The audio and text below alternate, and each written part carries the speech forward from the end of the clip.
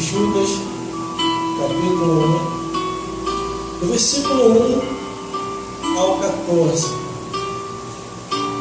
E diz assim a palavra do Senhor: Judas, servo de Jesus Cristo, e irmão de Tiago, ao chamado querido em Deus Pai e conservado por Jesus Cristo, a misericórdia e a paz e a caridade nos sejam multiplicados. Amados, procurando eu escrever-vos com toda a diligência acerca da comum salvação, tive por necessidade de escrever-vos e exortar-vos a batalhar pela fé, que uma vez foi dada aos santos, porque se introduziram alguns que já antes estava escrito para este mesmo juízo, homens simples que convertem em dissolução a graça de Deus e negam a Deus único dominador e Senhor nosso Jesus Cristo. Mas quero lembrar-vos, como a quem já uma vez soube isto, que havendo o Senhor salvo um povo, tirando da terra do Egito, destruiu depois os que não creram, e aos anjos que não guardaram seu principado, mas deixaram sua própria habitação, reservou na escuridão e em prisões eternas, até o juízo daquele grande dia. Assim como Sodoma e Gomorra, e as cidades circunvizinhas, que havendo se corrompido como aquelas ido após a outra carne, foram postos, por exemplo, sofrendo a pena do fogo eterno.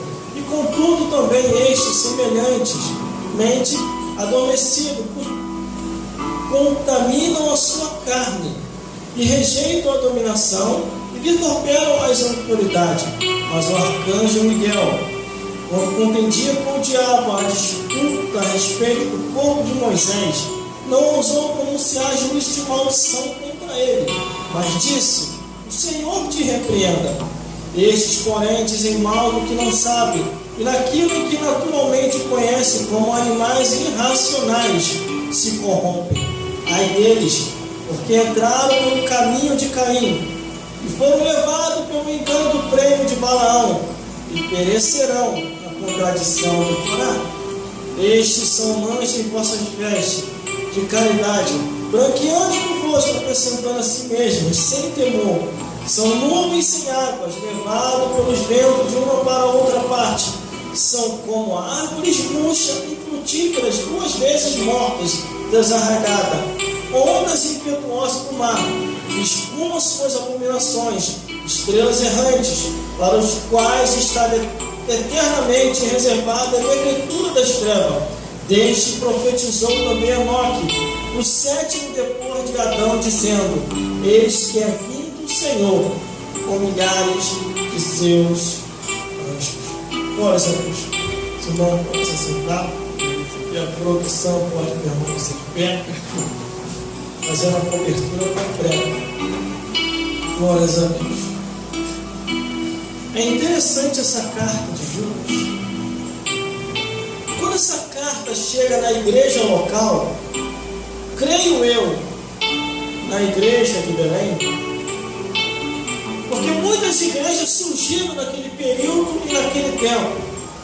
E se nós formos esmiuçar a Bíblia Sagrada, em cada detalhe, em cada ponto, em cada versículo, em cada tio, em cada vírgula, em cada jota, em cada letra, em cada consoante, em cada sinal, nós vamos ver que muitas igrejas surgiram naquele período. Então eu quero dar uma igreja para essa carta, a igreja de Belém. Quando esta carta chega àquela igreja, a membresia daquela igreja e o pastor daquela igreja, ele percebe que o autor da carta deste livro, Judas, não o Judas Iscariote, mas o outro Judas, irmão de Tiago, servia a Jesus com fidelidade à palavra de Deus.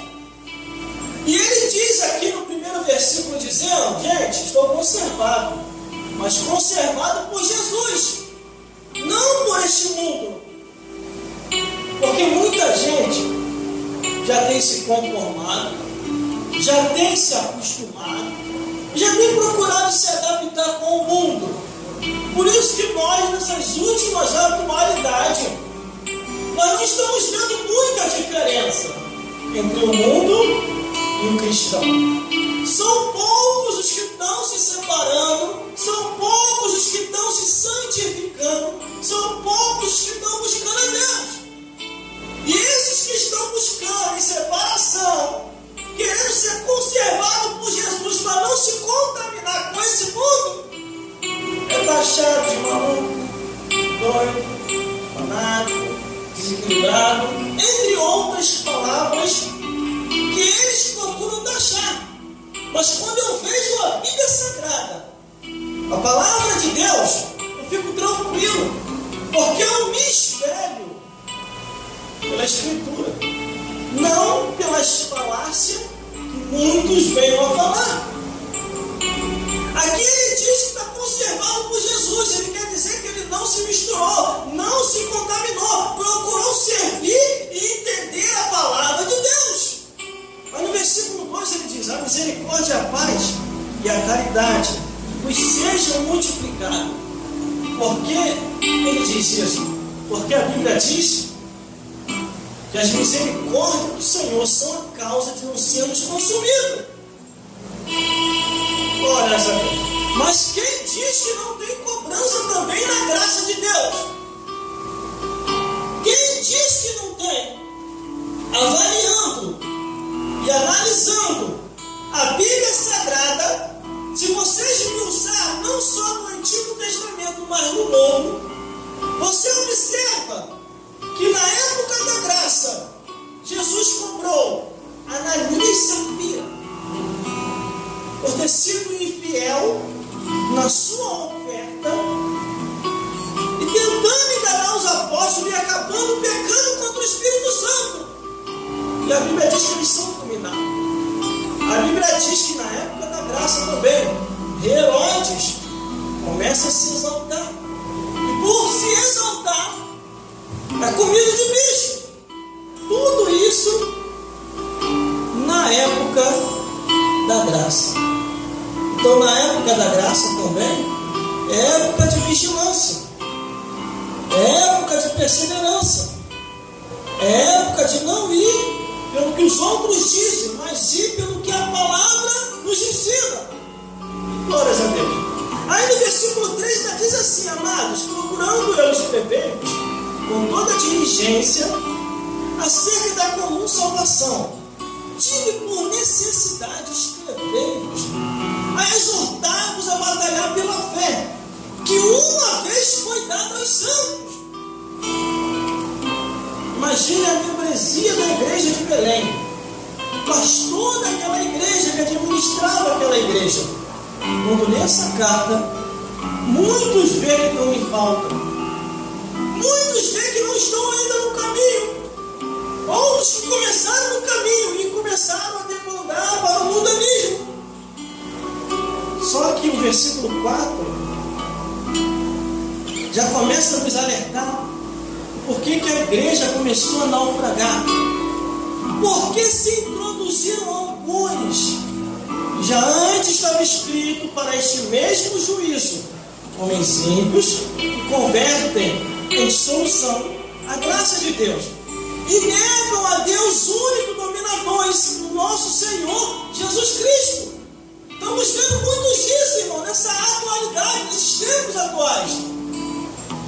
As pessoas blasfemando o nome de Jesus, as pessoas negando o nome de Deus, tanto no falar, com as suas atitudes, com seus pensamentos, com as suas palavras. E aqui está o apóstolo Judas, ou o obreiro Judas, ou o servo Judas, dizendo que tem por necessidade de escrever. Todos os apóstolos tiveram essa necessidade. Escreveram as suas igrejas de seu tempo e de sua época.